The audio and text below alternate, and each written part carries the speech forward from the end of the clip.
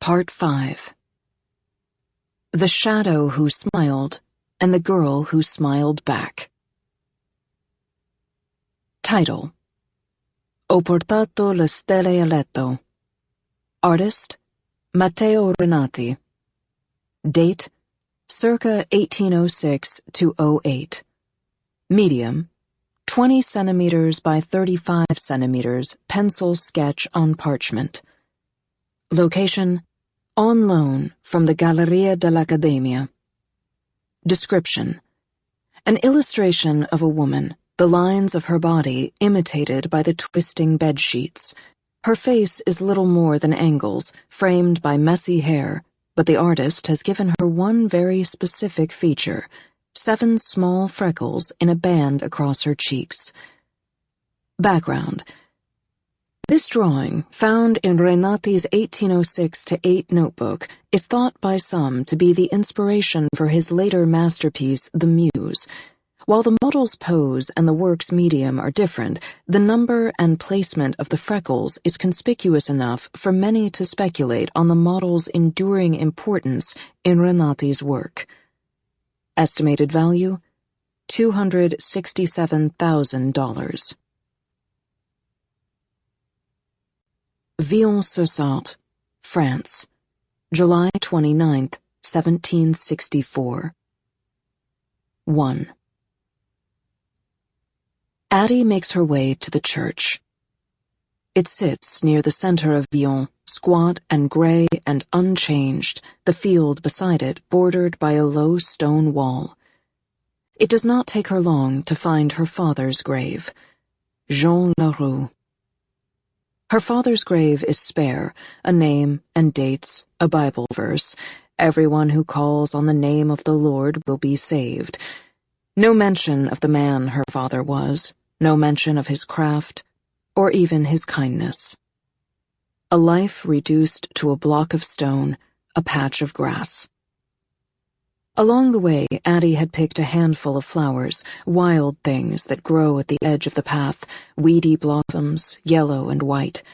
She kneels to set them on the ground, stops when she sees the dates below her father's name.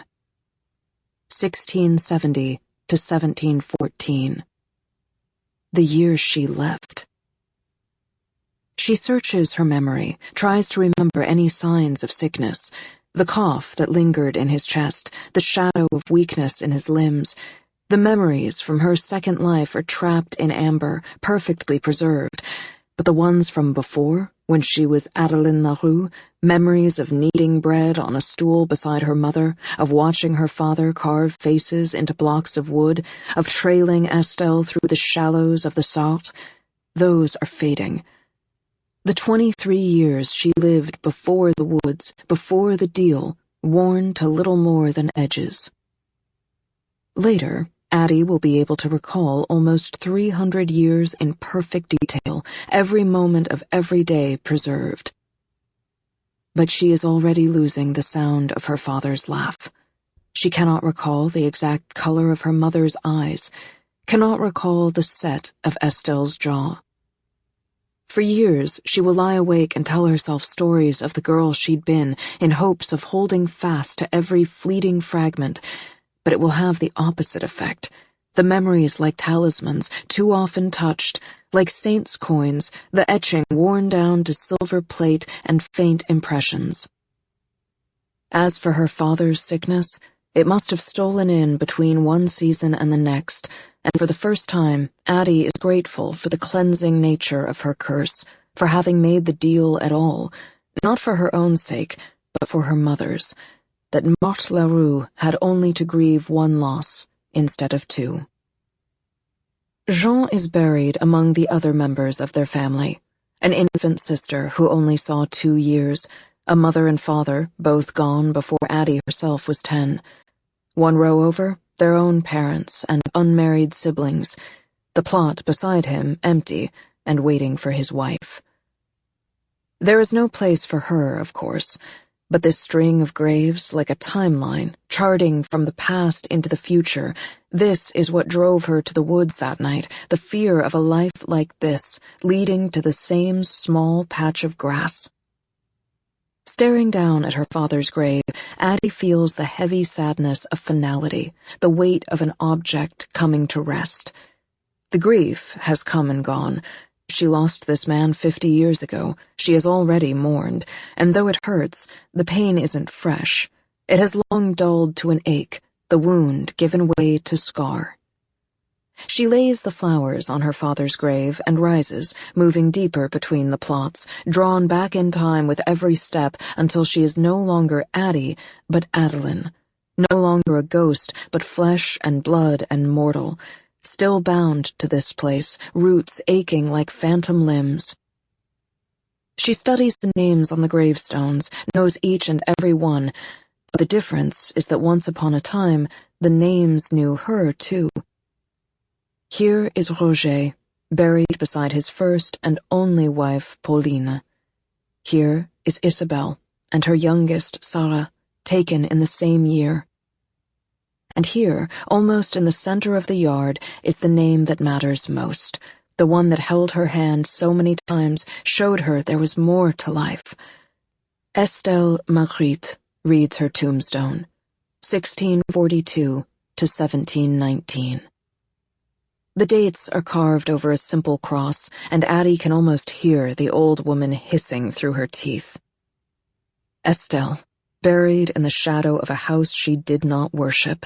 Estelle, who would say that a soul is just the seed returned to soil, who wanted nothing but a tree over her bones. She should have been laid to rest at the edge of the woods or amid the vegetables in her garden. She should have at least been buried in a corner plot where the branches of an old yew reach over the low wall to shade the graves. Addie crosses to the small shed at the edge of the churchyard and finds a trowel amid the tools and sets off for the woods. It is the height of summer, but the air is cool beneath the cover of the trees. Midday, but still the smell of night lingers on the leaves. The scent of this place, so universal and specific. With every breath, the taste of soil on her tongue, the memory of desperation, a girl sinking her hands into the dirt as she prayed. Now she sinks the trowel instead, coaxes a sapling from the soil. It is a fragile thing, likely to fall over with the next strong storm, but she carries it back to the churchyard, cradled like an infant in her hands, and if anyone finds it strange, they will forget about the sight long before they think to tell anyone. And if they notice the tree growing over the old woman's grave, perhaps they will stop and think of older gods again. And as Addie leaves the church behind, the bells begin to chime, calling the villagers to mass. She walks down the road as they pour from their homes, children clinging to their mothers' hands, and men and women side by side, some faces new to her, and others she knows. There is Georges Tarot, and Roger's oldest daughter, and Isabelle's 2 sons, and the next time Addie comes, they will all be dead, the last of her old life, her first life, buried in the same 10-meter plot.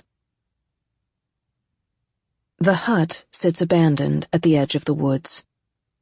The low fence has fallen in, and Estelle's garden is long overgrown, the house itself slowly giving way, sagging with age and neglect. The door is shut fast, but the shutters hang on broken joints, exposing the glass of a single window, cracked open like a tired eye. The next time Addie comes, the frame of the house will be lost beneath the green, and the time after that, the woods will have crept forward and swallowed it all. But today it still stands, and she makes her way up the weedy path, the stolen lantern in one hand. She keeps expecting the old woman to step out of the woods, wrinkled arms filled with cuttings, but the only rustle comes from magpies and the sound of her own feet. Inside, the hut is damp and empty, the dark space littered with debris, the clay shards of a broken cup, a crumbling table, but gone are the bowls in which she mixed her salves, and the cane she used when the weather was wet, and the bundles of herbs that hung from the rafters, and the iron pot that sat in the hearth. Addie is sure that Estelle's things were taken up after her death, parceled out through the village, just as her life was, deemed public property simply because she did not wed. Villon, her ward, because Estelle had no child. She goes into the garden and harvests what she can from the wild plot, carries the ragged bounty of carrots and long beans inside, and sets it on the table. She throws the shutters open and finds herself face to face with the woods. The trees stand in a dark line, tangled branches clawing at the sky. Their roots are inching forward, crawling into the garden and across the lawn. A slow and patient advance. The sun is sinking now, and even though it's summer, a damp has crawled in through the gaps in the thatched roof, between the stones and under the door, and a chill hangs over the bones of the little hut. Addie carries a stolen lantern to the hearth. It has been a rainy month, and the wood is damp, but she is patient, coaxing the flame from the lamp until it catches on the kindling. 50 years, and she is still learning the shape of her curse. She cannot make a thing, but she can use it. She cannot break a thing, but she can steal it. She cannot start a fire, but she can keep it going. She does not know if it's some kind of mercy or simply a crack in the mortar of her curse, one of the few fissures she's found in the walls of this new life. Perhaps Luke hasn't noticed, or perhaps he has put them there on purpose to draw her out, to make her hope. Addie draws a smoldering twig from the fireplace and brings it idly to the threadbare rug. It is dry enough that it should catch and burn, but it does not. It gutters and cools too quickly, just outside the safety of its hearth. She sits on the floor, humming softly as she feeds stick after stick into the blaze until it burns the chill off the place like a breath scattering dust. She feels him like a draft. He does not knock. He never knocks. One moment she is alone, and the next she is not. Adeline. She hates the way it makes her feel to hear him say her name, hates the way she leans into the word like a body seeking shelter from a storm. Luc. She turns, expecting to see him as he was in Paris, dressed in the fine salon fashion, but instead he is exactly as he was the night they met, wind-blown and shadow-edged, in a simple dark tunic, the laces open at the collar.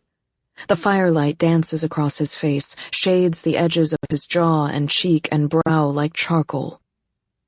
His eyes slide over the meager bounty on the sill before returning to her. Back where you started. Addie rises to her feet so he can't look down on her. 50 years, he says. How quickly they go by. They have not gone quickly at all, not for her, and he knows it. He is looking for bare skin, soft places to slide the knife, but she will not give him such an easy target. No time at all, she echoes coolly. To think one life would ever be enough. Luke flashes only the edge of a smile. What a picture you make, tending that fire. You could almost be Estelle. It is the first time she has heard that name on his lips, and there is something in the way he says it, almost wistful. Luke crosses to the window and looks out at the line of trees. How many nights she stood here and whispered out into the woods. He glances over his shoulder, a coy grin playing over his lips. For all her talk of freedom, she was so lonely in the end. Addie shakes her head. No, you should have been here with her, he says. Should have eased her pain when she was ill, should have laid her down to rest. You owed her that. Addie draws back as if struck. You were so selfish, Adeline, and because of you, she died alone. We all die alone. That is what Estelle would say. At least she thinks. She hopes. Once she would have been certain, but the confidence has faded with the memory of the woman's voice. Across the room, the darkness moves. One moment he is at the window, the next he is behind her, his voice threading through her hair. She was so ready to die, Luke says. So desperate for that spot in the shade, she stood at that window and begged and begged. I could have given it to her. A memory, old fingers tight around her wrist. Never pray to the gods that answer after dark. Addie turns on him. She never would have prayed to you. A flickering smile. No. A sneer. But think of how sad she'd be to know you did. Addie's temper flares. Her hand flies out before she thinks to stop it, and even then she half expects to find no purchase, only air and smoke. But Luke is caught off guard, and so her palm strikes skin, or something like it. His head turns a fraction with the force of the blow. There is no blood on those perfect lips, of course, no heat on that cool skin, but she has at least wiped the smile from his face. Or so she thinks, until he begins to laugh. The sound is eerie, unreal, and when he turns his face back toward her, she stills. There is nothing human in it now. The bones are too sharp, the shadows too deep, the eyes too bright. You forget yourself, he says, his voice dissolving into wood smoke. You forget me. Pain lances up through Addie's feet, sudden and sharp. She looks down, searching for a wound, but the pain lights her from within. A deep internal ache, the force of every step she's ever walked. Perhaps I have been too merciful. The pain climbs through her limbs, infecting knee and hip, wrist and shoulder. Her legs buckle beneath her, and it is all she can do not to scream. The darkness looks down with a smile. I have made this too easy. Addie watches in horror as her hands begin to wrinkle and thin, blue veins standing out beneath papery skin. You asked only for life. I gave you health and youth as well. Her hair comes loose from its bun and hangs lank before her eyes, the strands going dry and brittle and gray. It has made you arrogant. Her sight weakens, vision blurring until the room is only smudges and vague shapes. Perhaps you need to suffer. Addie squeezes her eyes shut, heart fluttering with panic. No, she says, and it is the closest she has ever come to pleading. She can feel him moving closer, can feel the shadow of him looming over her. I will take away these pains. I will let you rest. I will even raise a tree over your bones, and all you have to do, the voice seeps through the dark, is surrender. That word, like a tear in the veil, and for all the pain and terror of this moment, Addie knows she will not give in. She has survived worse. She will survive worse. This is nothing but a god's foul temper. When she finds the breath to speak, the words come out in a ragged whisper. Go to hell. She braces herself, wonders if he will rot her all the way through, bend her body into a corpse and leave her there, a broken husk on the old woman's floor. But there is only more laughter, low and rumbling, and then nothing, the night stretching into stillness. Addie is afraid to open her eyes, but when she does, she finds herself alone. The ache has faded from her bones. Her loose hair has regained its chestnut shade. Her hands, once ruined, are again young, smooth, and strong. She rises, shaking, and turns toward the hearth. But the fire, so carefully tended, has gone out. That night, Addie curls up on the moldering pallet beneath a threadbare blanket left unclaimed and thinks of Estelle. She closes her eyes and inhales until she can almost smell the herbs that clung to the old woman's hair, the garden and sap on her skin. She holds fast to the memory of Estelle's crooked smile, her crow-like laugh, the voice she used when she spoke to gods and the one she used with Addie. Back when she was young, when Estelle taught her not to be afraid of storms, of shadows, of sounds in the night. New York City, March 19th, 2014. 2. Addie leans against the window, watching the sun rise over Brooklyn. She wraps her fingers around a cup of tea, savoring the heat against her palms. The glass fogs with cold, the dregs of winter clinging to the edges of the day. She is wearing one of Henry's sweatshirts, cotton branded with the Columbia logo.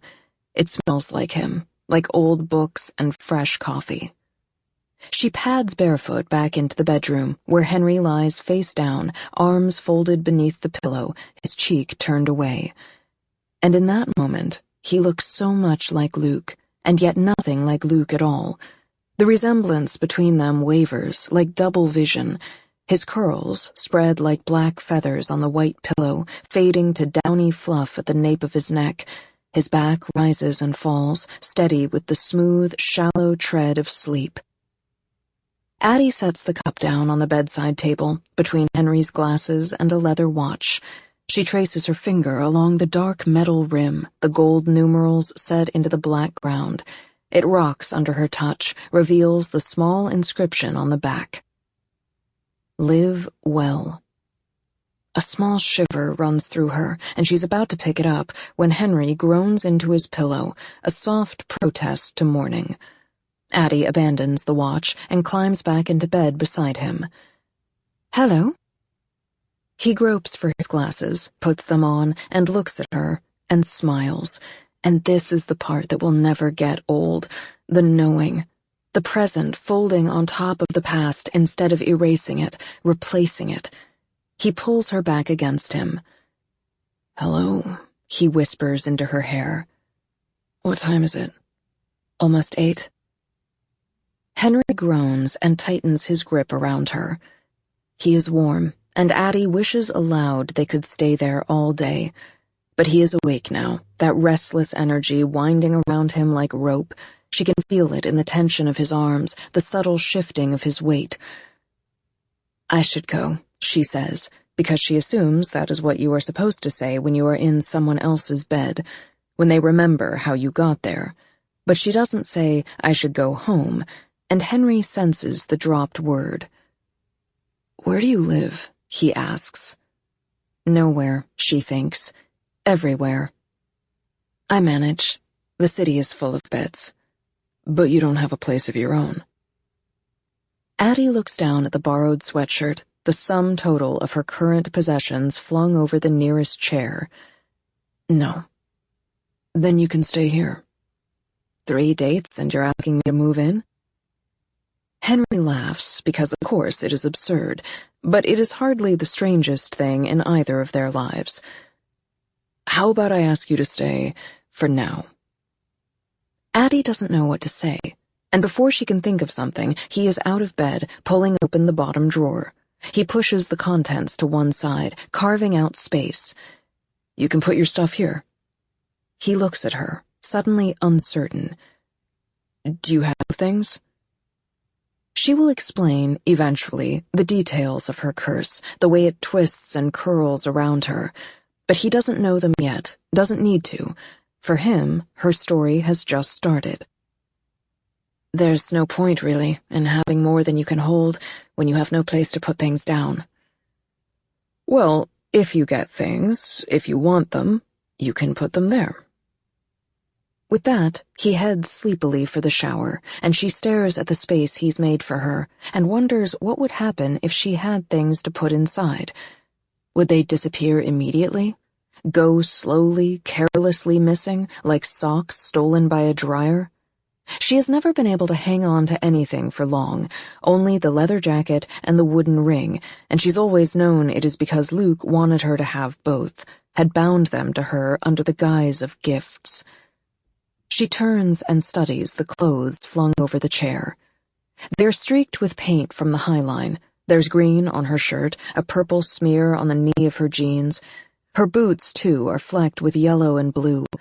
She knows the paint will fade, rinsed off by a puddle, or simply wiped away by time, but that's how memories are supposed to work. There, and then little by little gone. She gets dressed in yesterday's outfit, takes up the leather jacket, but instead of shrugging it on, she folds it carefully, places it in the empty drawer. It sits there, surrounded by open space, waiting to be filled. Addie rounds the bed and nearly steps on the notebook. It lies open on the floor. It must have slipped off the bed during the night, and she lifts it gingerly, as if it's bound with ash and spider silk instead of paper and glue. She half expects it to crumble at her touch, but it holds, and when she chances to pull back the cover, she finds the first few pages filled. Addie takes another chance, runs her fingers lightly over the words, feels the indent of the pen, the years hidden behind each word. "This is how it starts," he wrote under her name. The first thing she still remembers is the ride to market, her father in the seat beside her, cart filled with his work. She holds her breath as she reads, the shower filling the room with a quiet hush. Her father tells her stories. She doesn't remember the words, but she remembers the way he said them.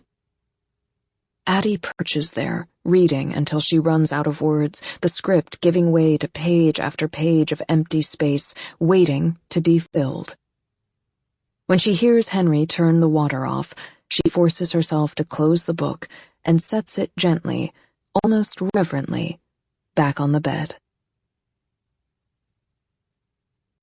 Fécamp, France, July 29th, 1778. 3. To think she could have lived and died and never seen the sea. No matter, though. Addie is here now, pale cliffs rising to her right, stone sentinels at the edge of the beach where she sits, skirts pooling on the sand. She stares out at the expanse, the coastline giving way to water, and water giving way to sky. She has seen maps, of course, but ink and paper hold nothing to this, to the salt smell, the murmur of waves, the hypnotic draw of the tide, to the scope and scale of the sea, and the knowledge that somewhere beyond the horizon there is more. It will be a century before she crosses the Atlantic, and when she does, she'll wonder if the maps are wrong, will begin to doubt the existence of land at all, but here and now, Addie is simply enchanted. Once upon a time, her world was only as large as a small village in the middle of France, but it keeps getting bigger.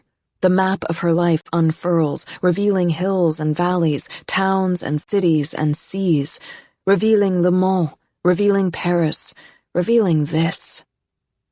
She has been in Fécamp for nearly a week, spending her days between the pier and the tide, and if anyone takes notice of the strange woman alone on the sand, they have not seen fit to bother her about it.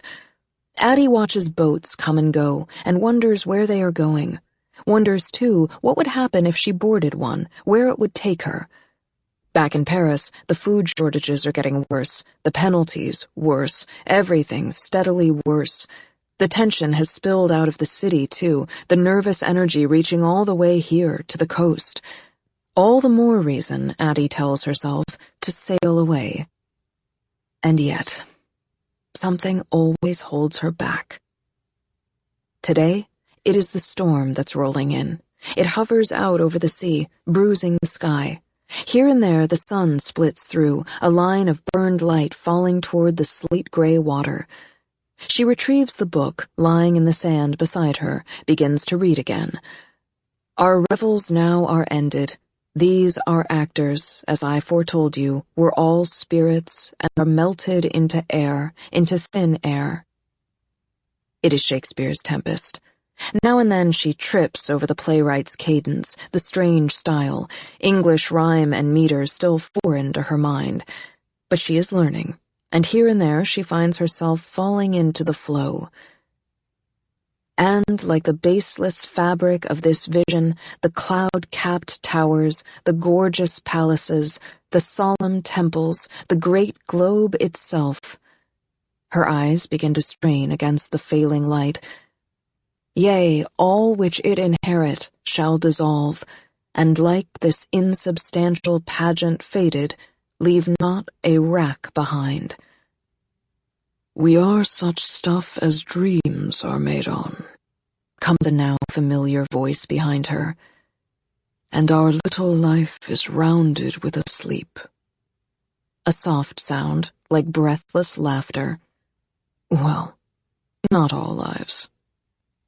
Luke looms over her like a shadow.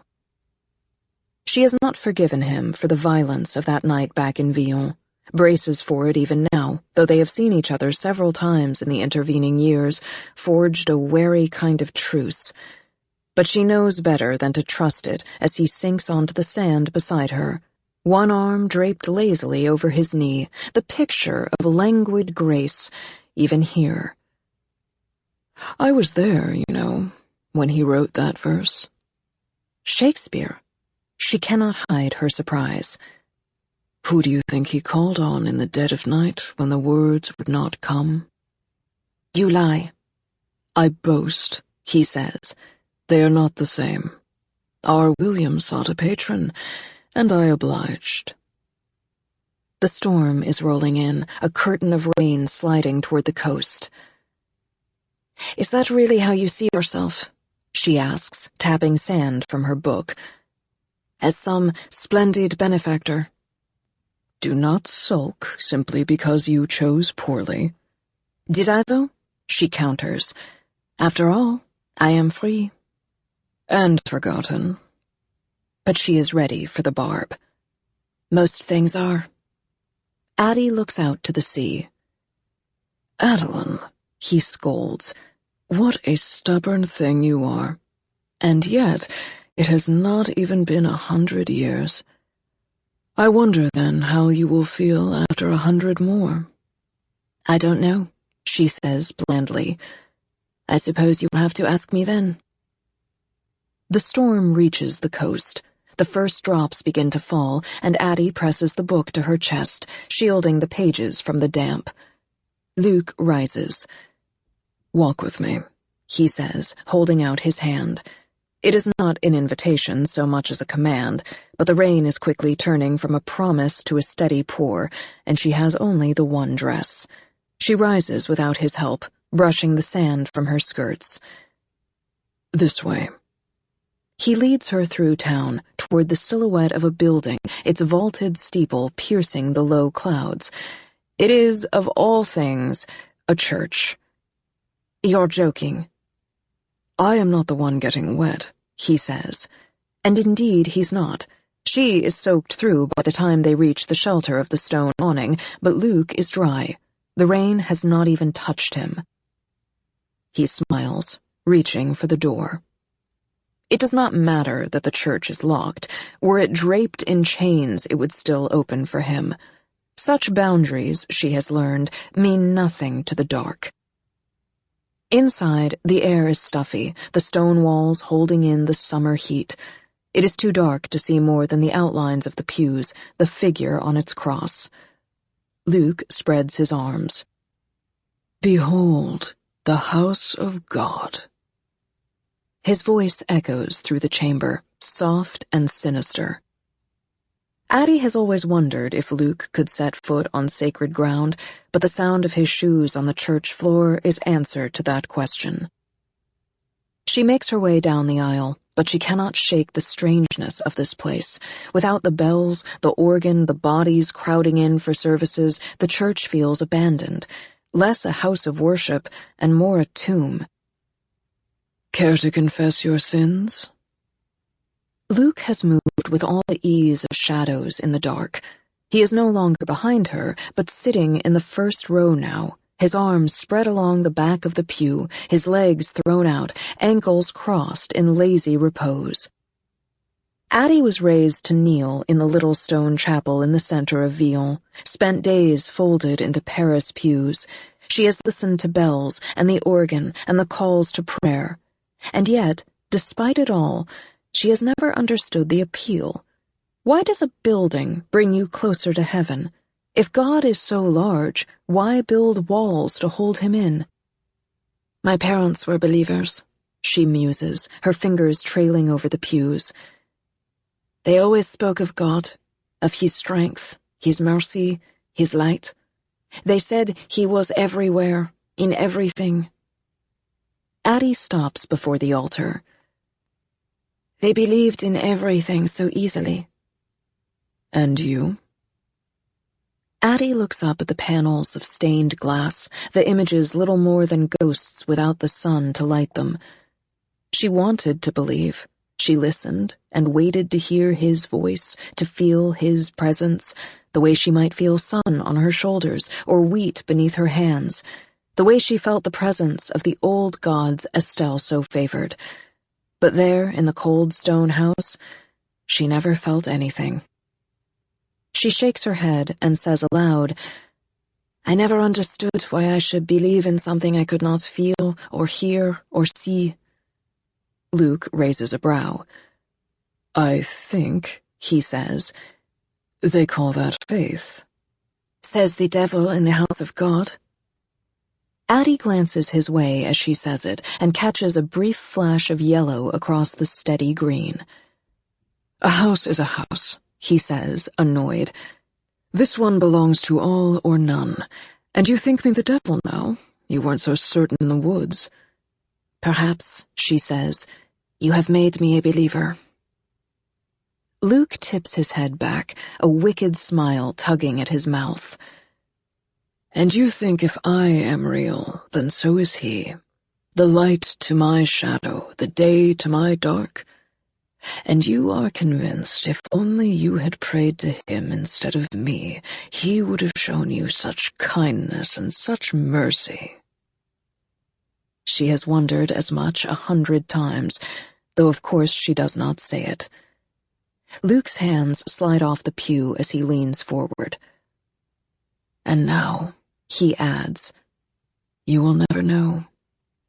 But as for me, he says, rising, well, the devil is simply a new word for a very old idea. And as for God, well, if all it takes is a flair for drama and a bit of golden trim. He flicks his fingers, and suddenly the buttons on his coat, the buckles on his shoes, the stitching on his waistcoat are no longer black, but gilded, burnished stars against a moonless night. He smiles, then brushes the filigree away like dust. She watches it fall, looks up again to find him there, inches from her face. But this is the difference between us, Adeline. He whispers, fingers grazing her chin. I will always answer. She shivers despite herself, at the too familiar touch against her skin, at the lurid green of his eyes, at the wolfish, wild grin. Besides, he says, fingers falling from her face, all gods have a price. I'm hardly the only one who trades in souls. Luke holds his hand, open, to one side, and light blooms in the air just above his palm. He lets souls wither on shelves. I water them. The light warps and coils. He makes promises. I pay up front. It flares once, sudden and brilliant, and then draws close, taking on a solid shape. Addie has always wondered what a soul would look like. It is such a grand word, soul, like God, like time, like space, and when she's tried to picture it, she's conjured images of lightning, or sunbeams through dust, of storms in the shape of human forms, of vast and edgeless white. The truth is so much smaller. The light in Luke's hand is a marble, glassy and glowing with a faint internal light. Is that all? And yet, Addie cannot tear her gaze from the fragile orb. She feels herself reaching for it, but he draws it back, out of her reach. Do not be deceived by its appearance. He turns the glowing bead between his fingers. You look at me and see a man, though you know I am nothing of the sort. This shape is only an aspect, designed for the beholder. The light twists and shifts, the orb flattening into a disk, and then a ring. Her ring.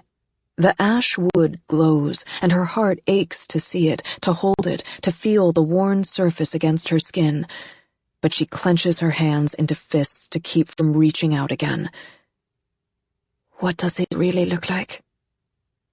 I can show you, he purrs, letting the light settle in his palm. Say the word, and I will lay your own soul bare before you. Surrender, and I promise the last thing you see will be the truth. There it is again. One time salt, and the next honey, and each designed to cover poison. Addie looks at the ring, lets herself linger on it one last time, and then forces her gaze up past the light to meet the dark. You know, she says, I think I'd rather live and wonder. Luke's mouth twitches, and she cannot tell if it is anger or amusement. Suit yourself, my dear, he says, dousing the light between his fingers. New York City, March 23, 2014. 4. Addie sits folded in a leather chair in the corner of the last word, the soft purr of the cat emanating from the shelves somewhere behind her head, as she watches customers lean toward Henry like flowers toward the sun. Once you know about a thing, you start to see it everywhere. Someone says the words purple elephant, and all of a sudden you catch sight of them in shop windows and on t-shirts, stuffed animals and billboards, and you wonder how you never noticed. It is the same with Henry and the deal he made. A man laughing at everything he says, a woman beams, radiant with joy.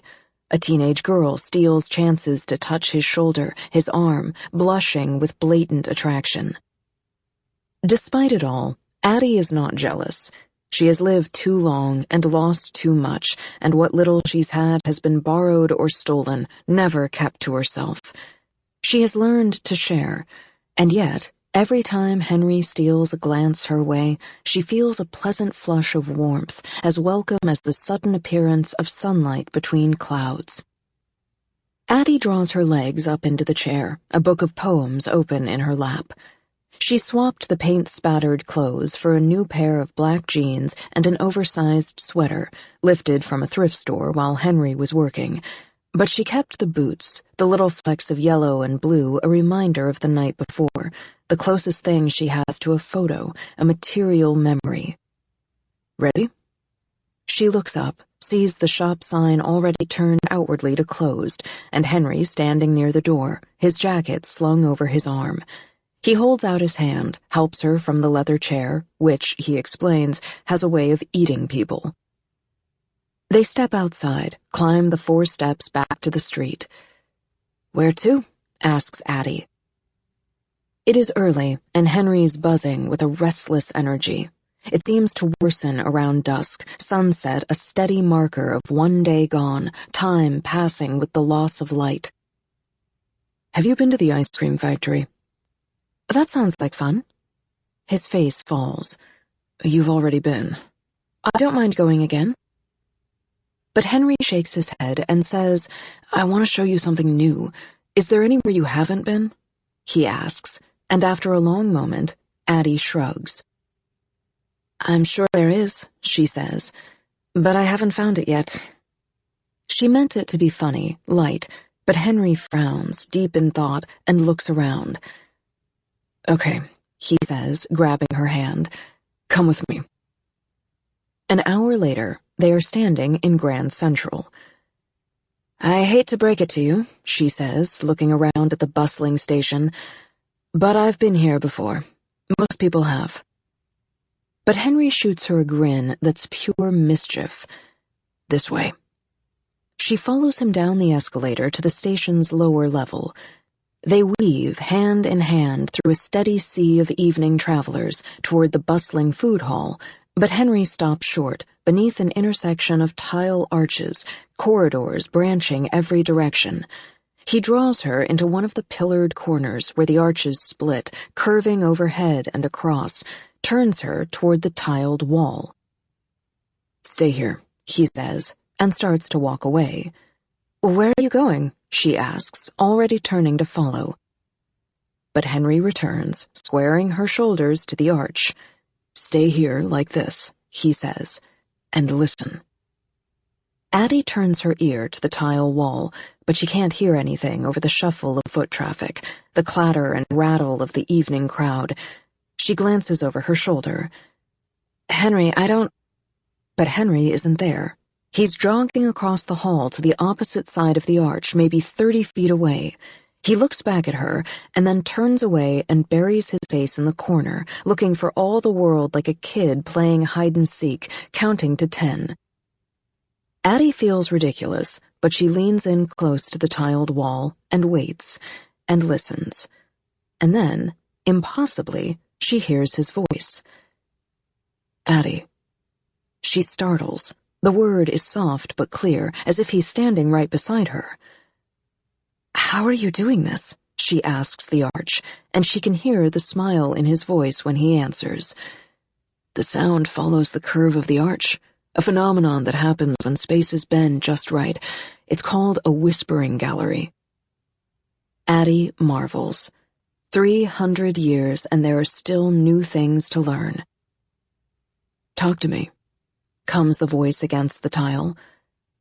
"What should I say?" she whispers to the wall. "Well," says Henry softly in her ear, "why don't you tell me a story?" Paris, France, July 29th, 1789. 5. Paris is burning. Outside, the air reeks of gunpowder and smoke, and while the city has never been truly quiet, for the last fortnight the noise has been ceaseless. It is musket rounds and cannon fire. It is soldiers shouting orders, and the retort carried from mouth to mouth. Vive la France! Vive la France! Vive la France! 2 weeks since the taking of the Bastille, and the city seems determined to tear itself in two. And yet it must go on, it must survive, and all those in it left to find a way through the daily storm. Addie has chosen to move at night instead. She weaves through the dark, a saber jostling at her hip and a tricorn low over her brow. The clothes she peeled from a man who had been shot in the street, the torn cloth and dark stain on the stomach hidden beneath a vest that she salvaged from another corpse. Beggars can't be choosers, and it is too dangerous to travel as a woman alone. Worse still these days to play the part of noble, better to blend in other ways. A current has swept through the city, at once triumphant and intoxicating, and in time Addie will learn to taste the changes in the air, to sense the line between vigor and violence. But tonight, the rebellion is still new, the energy strange and unreadable. As for the city itself, the avenues of Paris have all become a maze, the sudden erection of barriers and barricades turning any path into a series of dead ends. It is no surprise, then, when she rounds another corner and finds a pile of crates and debris burning up ahead. Addie swears under her breath, is about to double back, when boots sound on the road behind her and a gun goes off, cracking against the barricade above her head. She turns to find 6 men barring her retreat, dressed in the mottled garb of the rebellion. Their muskets and sabers glint dully in the evening light. She is grateful, then, that her clothes belonged once to a commoner. Addie clears her throat, careful to force her voice deep, gruff as she calls out, "Vive la France!" The men return the cheer, but to her dismay, they don't retreat. Instead, they continue toward her, hands resting on their weapons. In the light of the blaze, their eyes are glassy with wine and the nameless energy of the night. "What are you doing here?" demands one. "Could be a spy," says another. "Plenty of soldiers parading about in common dress, robbing the bodies of the valiant dead." "I want no trouble," she calls out. "I am simply lost. Let me pass, and I will be gone." "And return with a dozen more," mutters the second. "I am not a spy, nor a soldier, nor a corpse," she calls back. "I was only looking—" "To sabotage," cuts in a third. "To raid our stores," suggests another. They are no longer shouting. There is no need. They have drawn close enough to speak in level tones, pressing her back against the burning barricade. If she can only get past them, get away, out of sight and out of mind. But there is nowhere to run. The side streets have all been barred. The crates burn hot behind her. "If you are a friend, then prove it. Lay down your sword. Take off your hat. Let us see your face." Addie swallows and casts the hat aside, hoping the dark will be enough to hide the softness of her features. But just then, the barricade crackles behind her, some beam giving way to flame, and for an instant the fire brightens, and she knows the light is strong enough to see by. Knows it by the way their faces change. "Let me pass," she says again, hand going to the sword at her hip. She knows how to wield it, knows too that there are 5 of them and only 1 of her, and if she draws steel, there will be no way out of this but through. The promise of survival is small comfort against the prospect of what might happen first. They close in, and Addie draws the sword. "Stay back," she growls. And to her surprise, the men stop walking. Their steps drag to a halt, and a shadow falls across their faces, the expressions going slack. Hands slip from weapons, and heads loll on shoulders, and the night goes still, save for the crackle of the burning crates and the breezy arrival of a voice at her back. "Humans are so ill-equipped for peace." She turns, her sword still raised, and finds Luke, his edges black against the blaze. He doesn't retreat from the sword, simply reaches up and runs his hand along the steel with all the grace of a lover touching skin, a musician fondling an instrument. She half expects the blade to sing beneath his fingers. "My Adeline," says the darkness, "you do have a way of finding trouble." That vivid green gaze drifts to the motionless men. "How lucky I was here." "You are the night itself," she parrots. "Shouldn't you be everywhere?" A smile flickers across his face. "What a good memory you have." His fingers curl around her blade, and it begins to rust. "How tiresome that must be." "Not at all," she says dryly. "It is a gift. Think of all there is to learn. And I, with all the time to learn—" She is interrupted by a volley of gunfire in the distance, the answer of a cannon, heavy as thunder. Luke frowns in distaste, and it amuses her to see him unsettled. The cannon sounds again, and he takes her by the wrist. "Come," he says. "I cannot hear myself think." He turns swiftly on his heel and draws her in his wake, but instead of stepping forward, he steps sideways into the deep shadow of the nearest wall. Addie flinches back, expecting to strike stone, but the wall opens and the world gives way, and before she can draw breath, draw back, Paris is gone, and so is Luke, as she is plunged into absolute darkness. It is not as still as death, not as empty or calm. There is a violence to this blind black void. It is birds' wings beating against her skin. It is the rush of the wind in her hair. It is 1,000 whispering voices. It is fear and falling, and it is a feral, wild feeling, and by the time she thinks to scream, the darkness has peeled away again, the night has reformed, and Luke is once again beside her. Addie sways, braces herself against a doorway, feeling ill and empty and confused. "What was that?" she asks, but Luke does not answer. He is now standing several feet away, hands splayed on the railing of a bridge as he looks out over the river. But it is not the Seine. There are no burning barricades, there is no cannon fire, no men waiting, weapons at their sides. Only a foreign river running beneath a foreign bridge, and foreign buildings rising along foreign banks, their rooftops capped in red tiles. "That's better," he says, adjusting his cuffs.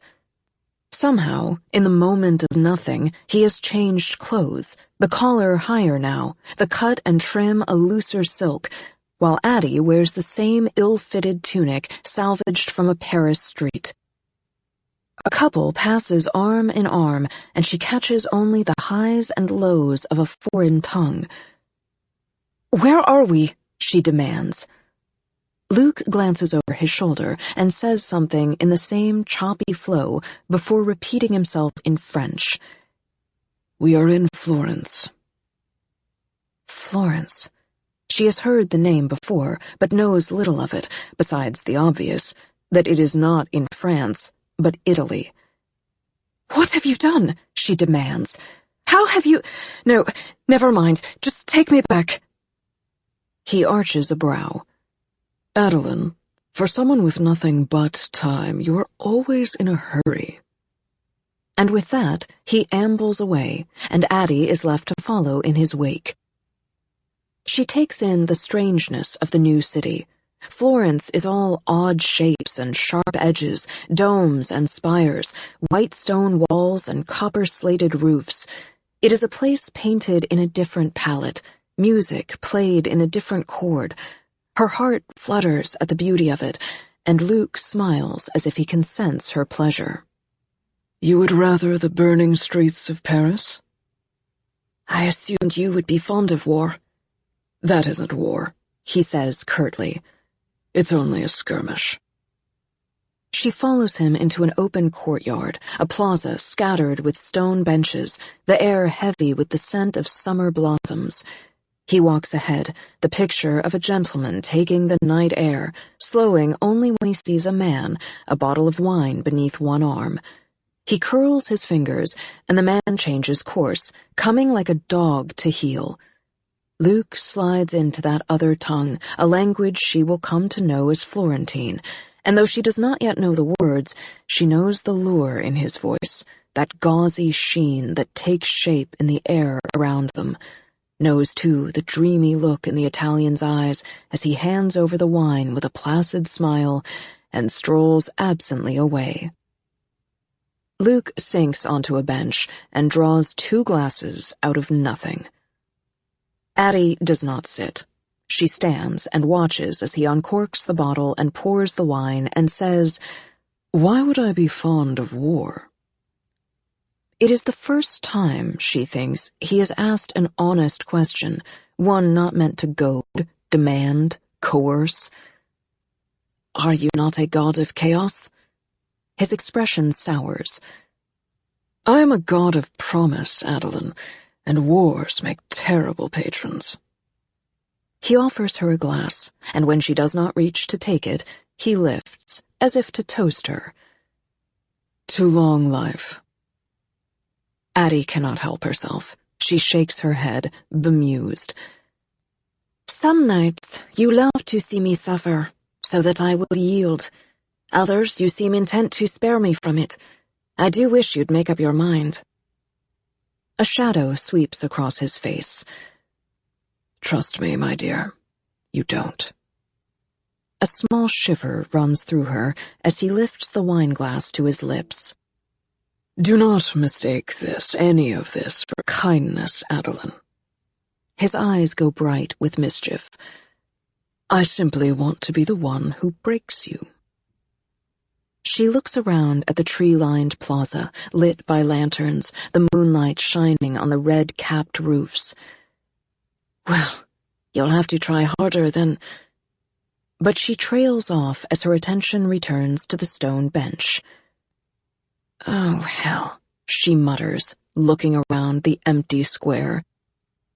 Because Luke, of course, is gone. New York City, April 6th, 2014. 6. He just left you there? Says Henry, aghast. Addie takes a fry, turning it between her fingers. There are worse places to be left.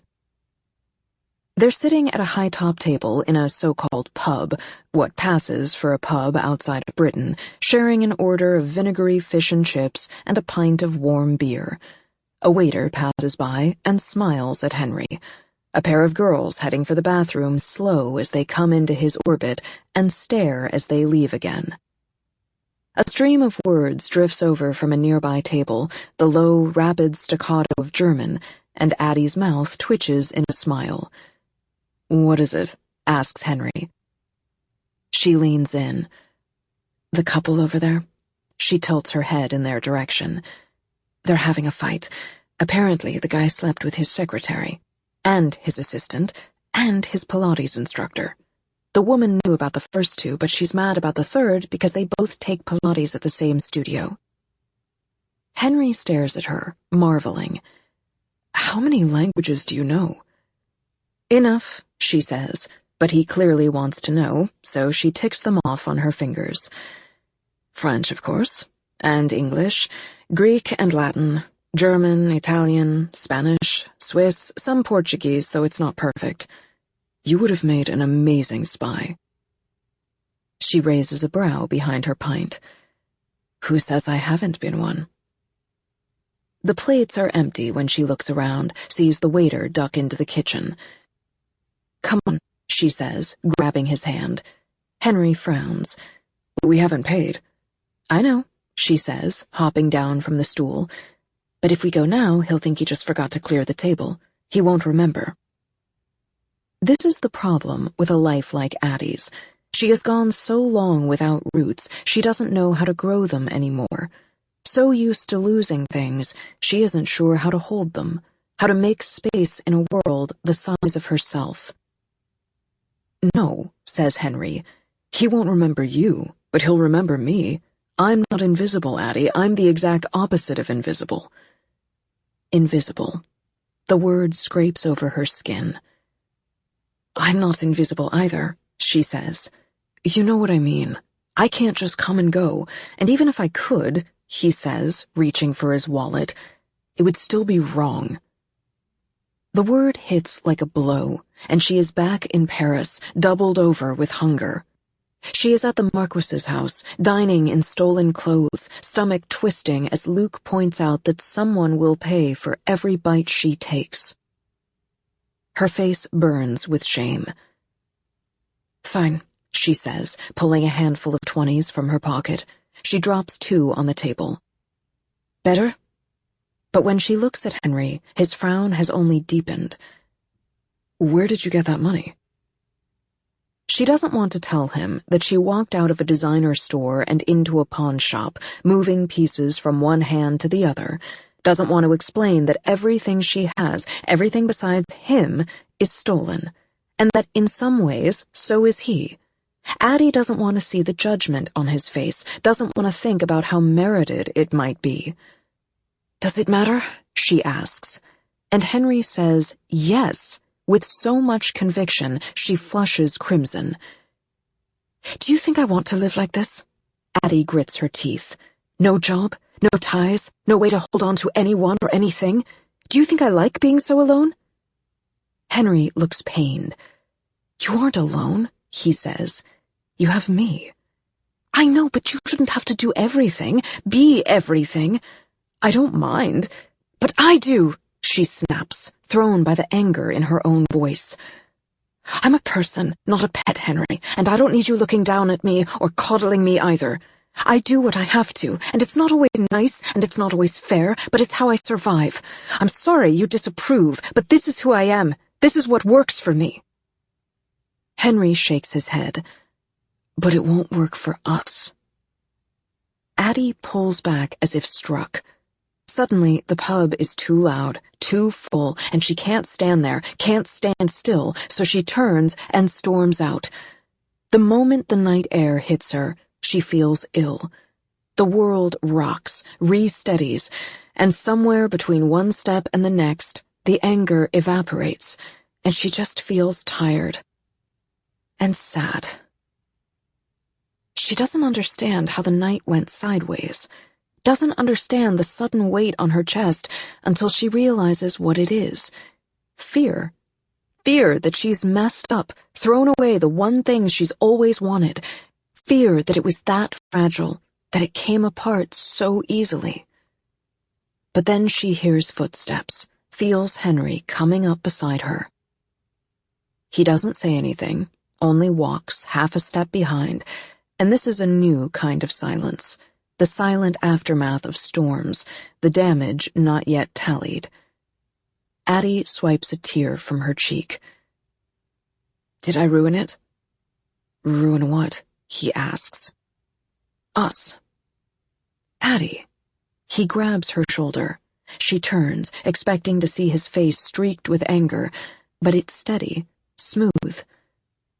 "It was just a fight. It's not the end of the world. It's certainly not the end of us." 300 years she's dreamed of this. She always thought it would be easy, the opposite of Luke. "I don't know how to be with someone," she whispers. "I don't know how to be a normal person." His mouth quirks into a crooked grin. "You're incredible, and strong, and stubborn, and brilliant, but I think it's safe to say you're never going to be normal." They walk arm in arm through the cool night air. "Did you go back to Paris?" asks Henry. It is an olive branch, a bridge built, and she is grateful for it. "Eventually," she says. It had taken far longer to get back there, without Luke's help or her naive drive to reach the city, and she's embarrassed to say she did not hurry back, that even if Luke meant to abandon her, stranding her there in Florence, in doing so, he broke a kind of seal. In yet another maddening way, he forced her free. Until that moment, Addie had never conceived of leaving France. It's absurd to think of now, but the world felt so much smaller then. And then, suddenly, it was not. Perhaps he meant to cast her into chaos. Perhaps he thought she was getting too comfortable, growing too stubborn. Perhaps he wanted her to call for him again, to beg him to come back. Perhaps. But she will never know. Venice, Italy, July 29th, 1806. 7. Addie wakes to sunlight and silk sheets. Her limbs feel leaden, her head full of muslin, the kind of heaviness that comes with too much sun and too much sleep. It is ungodly hot in Venice, hotter than it ever was in Paris. The window is open, but neither the faint breeze nor the silk bedding are enough to dissipate the stifling heat. It is only morning, and sweat already beads on her bare skin. She is dreading the thought of midday as she drags herself awake and sees Matteo perched at the foot of the bed. He is just as beautiful in daylight, sun-kissed and strong, but she is struck less by his lovely features and more by the strange calm of the moment. Mornings are usually muddled with apologies, confusion, the aftermath of forgetting. They are sometimes painful and always awkward. But Matteo seems utterly unfazed. He doesn't remember her, of course, that much is obvious, but her presence there, this stranger in his bed, seems neither to startle nor to bother him. His attention is focused solely on the sketch pad balanced on his knee, the charcoal skating gracefully across the paper. It is only when his gaze flicks up to her, and then down again, that she realizes he is drawing her. She makes no move to cover herself, to reach for the slip cast off on the chair, or the thin robe at the foot of the bed. Addie hasn't been shy about her body in a long time. Indeed, she has come to enjoy being admired. Perhaps it is the natural abandon that comes with time, or perhaps it is the constancy of her shape, or perhaps it is the liberation that comes with knowing her spectators won't remember. There is a freedom, after all, in being forgotten. And yet, Matteo is still drawing, the motions swift and easy. "What are you doing?" she asks gently, and he tears his gaze from the parchment. "I'm sorry," he says. "The way you looked, I had to capture it." Addie frowns, begins to rise, but he lets out a stifled sound and says, "Not yet," and it takes all her strength to stay there, on the bed, hands tangled in the sheets, until he sighs and sets the work aside, eyes glazed with the afterglow unique to artists. "Can I see?" she asks in the melodic Italian she has learned. "It's not finished," he says, even as he offers her the pad. Addie stares at the drawing. The marks are easy, imprecise, a quick study by a talented hand. Her face is barely drawn, almost abstract in the gestures of light and shadow. It is her, and it is not her. An image distorted by the filter of someone else's style, but she can see herself in it, from the curve of her cheek to the shape of her shoulders, the sleep-mussed hair, and the charcoal dots scattered across her face. 7 freckles charted out like stars. She brushes the charcoal toward the bottom edge of the page, where her limbs dissolve into the linens of the bed, feels it smudge against her skin. But when she lifts her hand away, her thumb is stained, and the line is clean. She has not left a mark. And yet, she has. She has impressed herself upon Matteo, and he has impressed her upon the page. "Do you like it?" he asks. "Yes," she murmurs, resisting the urge to tear the drawing from the pad, to take it with her. Every inch of her wants to have it, to keep it, to stare at the image like Narcissus in the pond. But if she takes it now, then it will find a way to disappear, or it will belong to her and her alone, and then it will be as good as lost, forgotten. If Matteo keeps the picture, he will forget the source, but not the sketch itself. Perhaps he will turn to it when she is gone, and wonder at the woman sprawled across his sheets. And even if he thinks it the product of some drunken revel, some fever dream, her image will still be there, charcoal on parchment, a palimpsest beneath a finished work. It will be real, and so will she. So Addie studies the drawing, grateful for the prism of her memory, and hands it back to her artist. She rises, reaching for her clothes. "Did we have a good time?" Matteo asks. "I confess, I cannot remember." "Neither can I," she lies. "Well then," he says with a rakish grin, "it must have been a very good time." He kisses her bare shoulder, and her pulse flutters, body warming with the memory of the night before. She is a stranger to him now, but Matteo has the easy passion of an artist enamored with his newest subject.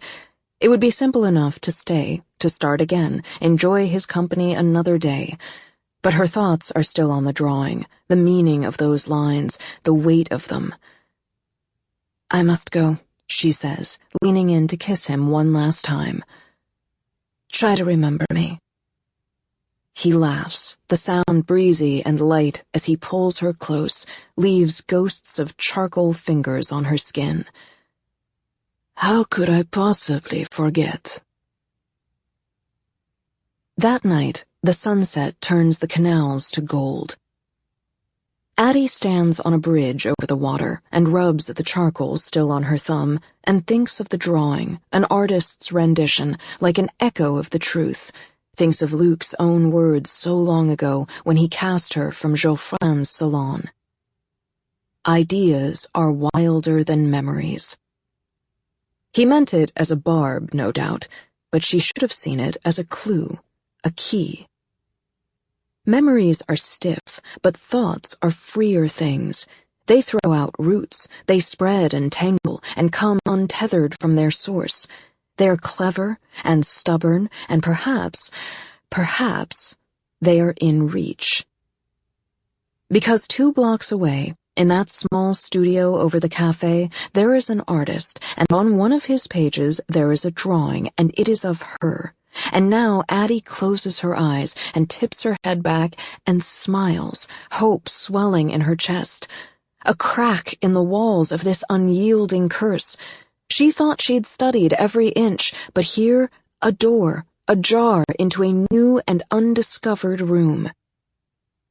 The air changes at her back, the crisp scent of trees, impossible and out of place in the rank Venetian heat.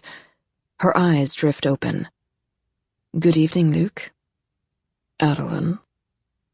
She turns to face him, this man she made real, this darkness, this devil brought to life.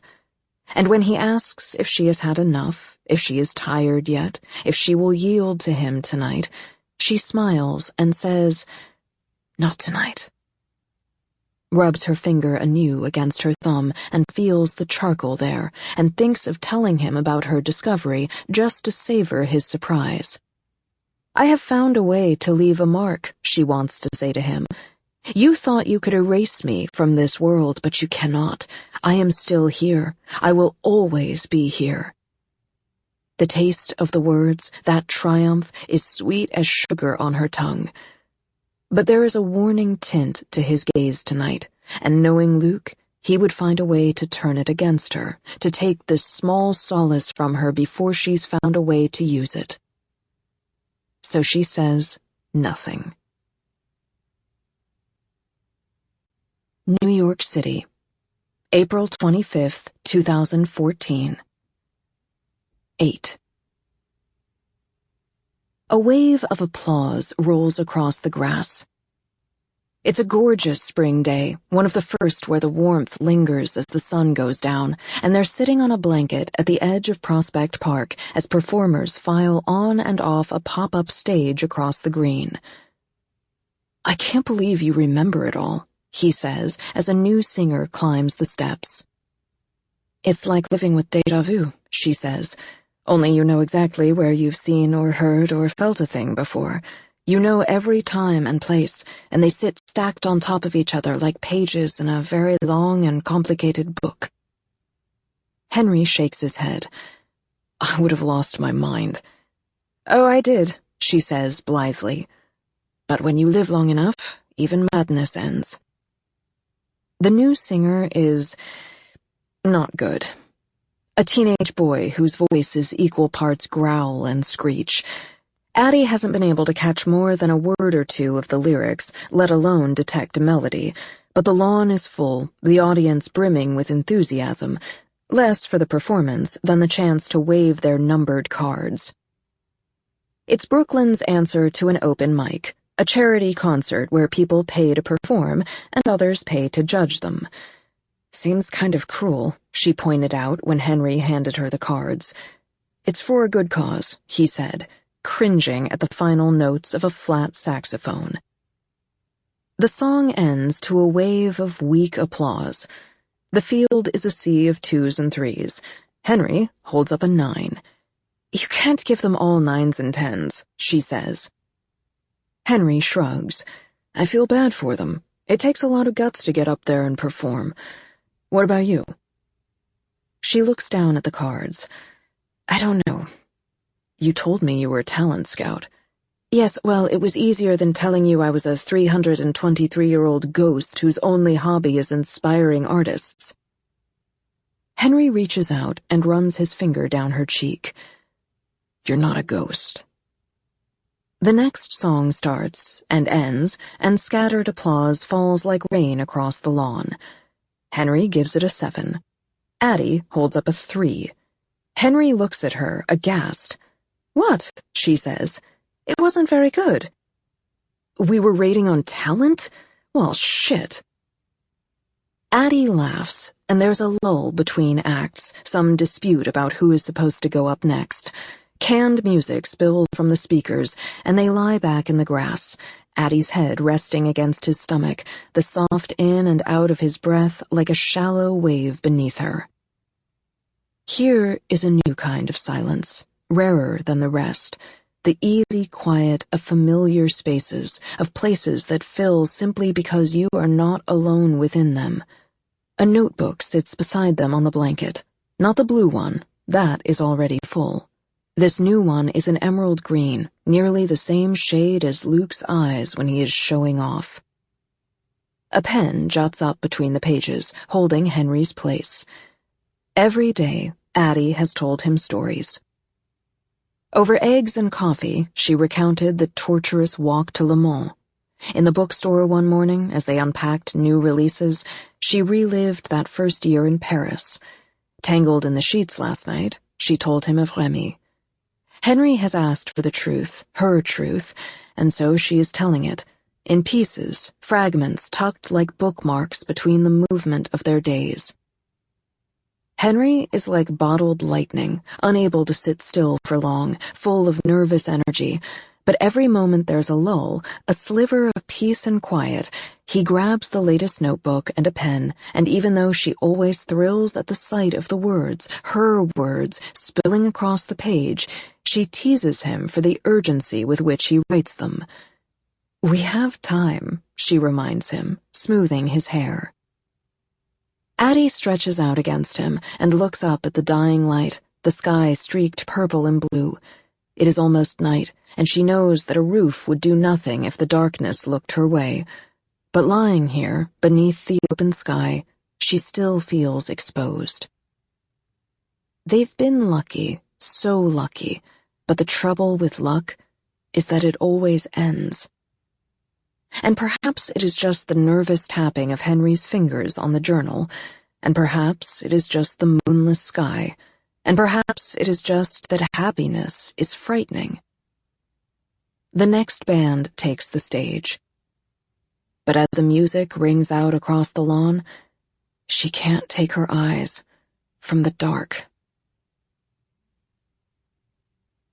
London, England, March 26th, 1827. 9. She could live in the National Gallery. Indeed, she has spent a season here, wandering from room to room, feasting on the paintings and the portraits, the sculptures and the tapestries, a life spent among friends, among echoes. She moves through marble halls and counts the pieces she has touched, the marks left by other hands, but guided by her own. At last count, there were 6 in this particular collection, 6 pillars holding her aloft, 6 voices carrying her through, 6 mirrors reflecting pieces of her back into the world. There is no sign of Matteo's sketch, not among these finished works, but she sees those early lines reflected in his masterpiece, The Muse, sees them again in the sculpture of a face resting on a hand, the painting of a woman sitting by the sea. She is a ghost, a gossamer, laid like film across the work. But she is there. She is there. An attendant informs her they will be closing soon, and Addie thanks him and continues on her round. She could stay, but the vast halls are not as cozy as the flat in Kensington, a gem left unattended in the winter months. Addie pauses in front of her favorite piece, a portrait of a girl before a looking-glass. Her back is to the artist, the room and girl rendered in high detail, but her reflection little more than streaks, her face rendered only in the silver smudges of the mirror. And yet, up close, anyone would see the scattering of freckles, like floating stars against the warped gray sky. "How clever you are," says a voice behind her. Addie was alone in the gallery, and now she is not. She glances left and sees Luke staring past her at the painting, his head inclined as if admiring the work, and for a moment Addie feels like a cabinet, the doors flung open. She is not coiled, not wound tight with waiting, because there are still months until their anniversary. "What are you doing here?" she asks. His mouth twitches once, relishing her surprise. "I am everywhere." It has never occurred to her that he could come as he pleased, that he is not bound in some way by the dates of their deal, that his visits, just like the absence of them, have always been by design, by choice. "I see you've been busy," he says, those green eyes trailing over the portrait. She has. She has scattered herself like breadcrumbs, dusted across 100 works of art. It would not be a simple thing for him to erase them all, and yet there is a darkness to his gaze, a mood she distrusts. He reaches out, trails a finger along the frame. "Destroy it," she says, "and I will make more." "It does not matter," he says, hand falling. "You do not matter, Adeline." The words bite even now. "Take your echoes and pretend they are a voice." She is no stranger to Luke's foul moods, his streaks of ill temper, brief and bright as lightning, but there is a violence to his tone tonight, an edge, and she does not think it is her cunning that's upset him, this glimpse of her folded between the layers of the art. No, this dark mood is one that he's brought with him. A shadow dragging in his wake. But it's been almost a century since she struck him that night in Villon, when he struck back, reduced her to a gnarled corpse on the floor of Estelle's house. And so instead of retreating at the sight of teeth, she rises to the bait. "You said it yourself, Luke. Ideas are wilder than memories, and I can be wild. I can be stubborn as the weeds, and you will not root me out. And I think you are glad of it. I think that's why you've come, because you are lonely too." Luke's eyes flash a sickly, stormy green. "Don't be absurd," he sneers. "Gods are known to everyone." "But remembered by so few," she counters. "How many mortals have met you more than twice, once to make a deal and once to pay the price? How many have been a part of your life as long as I have?" Addie flashes a triumphant smile. "Perhaps that's why you cursed me as you did. So you would have some company, so someone would remember you." He is on her in an instant, pressing her back against the museum wall. "I cursed you for being a fool." And Addie laughs. "You know, when I imagined the old gods as a child, I thought of you as grand immortals, above the petty worries that plagued your worshippers. I thought that you were bigger than us. But you're not. You're just as fickle and wanting as the humans you disdain." His hands tighten on her, but she does not quiver, does not cower, simply holds his gaze. "We are not so different, are we?" Luke's anger hardens, cools, the green of his eyes plunging into black. "You claim to know me so well now. Let us see." His hand drops from her shoulder to her wrist, and too late she realizes what he means to do. It has been 40 years since he last dragged her through the dark, but she hasn't forgotten the feeling, the primal fear and the wild hope and the reckless freedom of doors thrown open onto night. It is infinite, and then it is over, and she is on her hands and knees on a wooden floor, limbs trembling from the strangeness of the journey. A bed lies disheveled and empty. The curtains have been flung wide, and the floor is covered in sheets of music, and there is a stale air of sickness to the space. "What a waste," murmurs Luke. Addie rises unsteadily to her feet. "Where are we?" "You mistake me for some lonesome mortal," he says, "some heartsick human in search of company. I am neither." Movement across the room, and she realizes they are not alone. A ghost of a man, white-haired and wild-eyed, sits on a piano bench, his back to the keys. He is pleading in German. "Not yet," he says, clutching a handful of music to his chest. "Not yet! I need more time!" His voice is strange, too loud, as if he cannot hear, but Luke's, when he answers, is a smooth, hard tone, a low bell, a sound felt as much as heard. The vexing thing about time, he says, is that it's never enough. Perhaps a decade too short, perhaps a moment, but a life always ends too soon. Please, begs the man, sinking to his hands and knees before the darkness, and Addie flinches for him, knows his pleas won't work. Let me make another deal! Luke forces the man to his feet. The time for deals is done, Herr Beethoven. Now you must say the words. The man shakes his head. No! And Addie cannot see Luke's eyes, but she can feel his temper changing. The air ripples in the room around them, a wind and something stronger. Surrender your soul, says Luke, or I will take it by force. No! Shouts the man, hysterical now. Begone, devil! Begone and... It is the last thing he says, before Luke unfolds. That is the only way to think of it.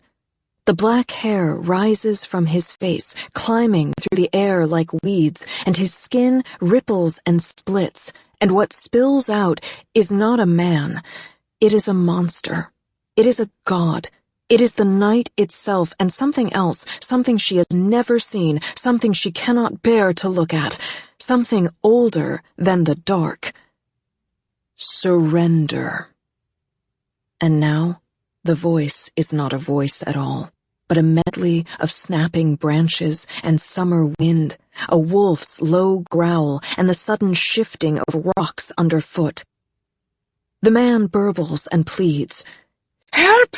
He cries out, but it is no use. If there is anyone beyond the door, they will not hear. Help! He cries again, uselessly. And then the monster plunges its hand into his chest. The man staggers, pale and gray, as the darkness plucks his soul like a piece of fruit. It comes loose with a tearing sound, and the composer stumbles and falls to the floor. But Addie's eyes are locked on the bloom of light in the shadow's hand, jagged and unsteady, and before she can study the ribbons of color curling on its surface, before she can wonder at the images coiling inside, the darkness closes its fingers around the soul, and it crackles through him like lightning and plunges out of sight. The composer sits slumped against his piano bench, head back and eyes empty. Luke's hand, she will learn, is always subtle. They will see his work and call it sickness, call it heart failure, call it madness, suicide, overdose, accident. But tonight, she only knows that the man on the floor is dead.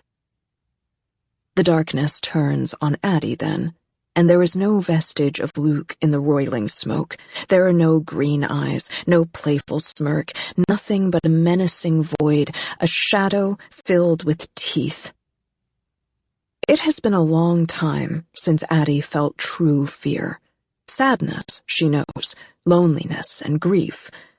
But fear belongs to those with more to lose. And yet, staring into that dark, Addie is afraid. She wills her legs to stay, wills herself to hold her ground, and she does, as it takes its first step and its second, but by the third she finds herself retreating, away from the writhing dark, the monstrous night, until her back comes to rest against the wall. But the darkness keeps coming. With every forward step, it draws itself together, the edges firming until it is less a storm than smoke bottled into glass. The face finds form, shadows twisting into loose black curls. And the eyes, there are eyes again now, lighten like a drying stone, and the cavernous maw narrows to a cupid's bow, the lips curving into sly content. And he is Luke again, wrapped in the guise of flesh and bone, close enough that she can feel the cool night air wafting off him like a breeze. And this time, when he speaks, it is with the voice she knows so well. "Well, my darling," he says, one hand rising to her cheek. "Are we so different now?" She does not have the chance to answer. He gives the barest push, and the wall opens up behind her, and she is not sure if she falls or if the shadows reach out and pull her down, only that Luke is gone and the composer's room is gone, and for an instant the dark is everywhere, and then she is standing outside on the cobblestone banks, and the night is full of laughter and lights shining on the water, and the soft, melodic strain of a man singing somewhere along the Thames. New York City, May 15th, 2014. 10. It is Addie's idea to bring the cat home. Perhaps she has always longed for a pet. Perhaps she simply thinks he must be lonely. Perhaps she thinks it will do Henry good. She does not know. It does not matter. All that does is that one day, as he is closing up the store, she appears next to him on the stoop, a novel under one arm and the ancient tabby in the other, and that is that. They carry Book back to Henry's place and introduce him to the blue door and go up to the narrow Brooklyn apartment, and despite Henry's superstition, he does not turn to dust, severed from his store. He simply toddles around for an hour before leaning up against a philosophy stack, and he is home. And so is she. They are curled together on the couch when she hears the click of the Polaroid, catches the sudden flash, and there's a moment when she wonders if it will work, if Henry will be able to take her photo the way he wrote her name. But even the writing in his journals isn't entirely hers. It's her story in his pen, her life in their words. And sure enough, when the film exposes and the Polaroid appears, it's not of her, not really. The girl in the frame has her wavy brown hair, the girl in the frame wears her white shirt, but the girl in the frame has no face. If she does, it's turned away from the camera, as if caught in the process of spinning away. And she knew it wouldn't work, but her heart still sinks. "I don't get it," says Henry, turning the camera in his hands. "Can I try again?" he asks, and she understands the urge. It is harder to manage when the impossible is so obvious.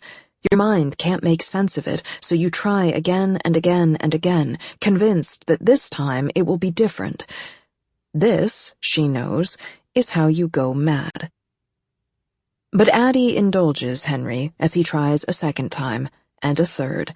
Watches as the camera jams, spits out a blank card, comes back overexposed, underexposed, blurred, until her head is swimming with flashes of white.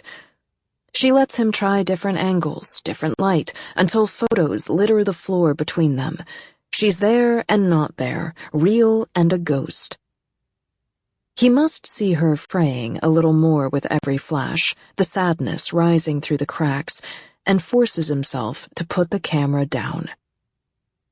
Addie stares at the photos and thinks of the painting in London, of Luke's voice in her head. It does not matter. You do not matter. She picks up the latest attempt, studies the shape of the girl in the frame, her features blurred beyond recognition. She closes her eyes, reminds herself there are many ways to leave a mark, reminds herself that pictures lie. And then she feels the solid body of the camera being placed into her hands, and she is drawing in the breath to tell him it will not work, it will not. But then Henry is there, behind her, folding her fingers over his, lifting the viewfinder to her eye, letting her guide the pressure of his hands the way she did the paint on the glass wall. And her heart quickens as she lines up a shot of the photos littering the floor, her own bare feet at the bottom of the frame. She holds her breath and hopes. a click, a flash. This time, the picture comes out. Here is a life in still frames. Moments like Polaroids, like paintings, like flowers pressed between the pages of a book, perfectly preserved. The three of them, napping in the sun. Addie stroking Henry's hair while she tells him stories, and he writes and writes and writes. Henry pressing her down into the bed, their fingers tangled, their breath quick, her name an echo in her hair. Here they are, together in his galley kitchen, his arms threaded through hers, her hands over his as they stir bechamel, as they knead bread dough. When it is in the oven, he cups her face with floury hands, leaves trails everywhere he touches. They make a mess as the room fills with the scent of freshly baking bread. And in the morning, it looks like ghosts have danced across the kitchen, and they pretend there were two instead of one. Villon-sur-Saulx, France, July 29th, 1854. 11. Villon was not supposed to change. When she was growing up, it was always so painfully still, like summer air before a storm, a village carved in stone. And yet, what was it Luke said? Even rocks wear away to nothing. Villon has not worn away. Instead, it has shifted, grown, new roots thrown out, and others cut. The woods have been forced back, trees on the forest edge all felled to feed hearth fires and make way for fields and crops. There are more walls now than there were before, more buildings, more roads. As Addie makes her way through town, hair tucked beneath a well-trimmed bonnet, she marks a name, a face, a ghost of a family she once knew. But the Villon of her youth has finally faded, and she wonders if this is what memory feels like for others, this slow erasure of details. For the first time, she does not recognize every path. For the first time, she is not sure she knows her way. She takes a turn, expecting to find one house, but instead finds two, divided by a low stone wall. She goes left, but instead of an open field, she finds a stable, surrounded by a fence. At last, she recognizes the road home, holds her breath as she makes her way down the path, feels something inside her loosen at the sight of the old yew tree, still bent and knotted at the edge of the property. But beyond the tree, the place is changed. New clothes laid over old bones. Her father's workshop has been cleared away, the footprint of the shed marked only by a shadow on the ground, the weedy grass long filled in, a slightly different shade. And though Addie braced herself for the stale stillness of abandoned places, she is met instead by motion, voices, laughter. Someone else has moved into her family home, one of the new arrivals in the growing town. A family with a mother who smiles more, and a father who doesn't, and a pair of boys running in the yard, their hair the color of straw. The older one chases a dog who is absconded with a sock, and the younger one climbs the old yew tree, his bare feet finding the same knots and crooks as hers, back when she was a girl, the drawing pad tucked under her arm. She must have been his age, or was she older? She closes her eyes, tries to catch hold of the image, but it slips and slides between her fingers. Those early memories, not trapped within the prism, those years before, lost to that other life. Her eyes are only closed a moment, but when she opens them, the tree is empty. The boy is gone. "Hello," says a voice somewhere behind her.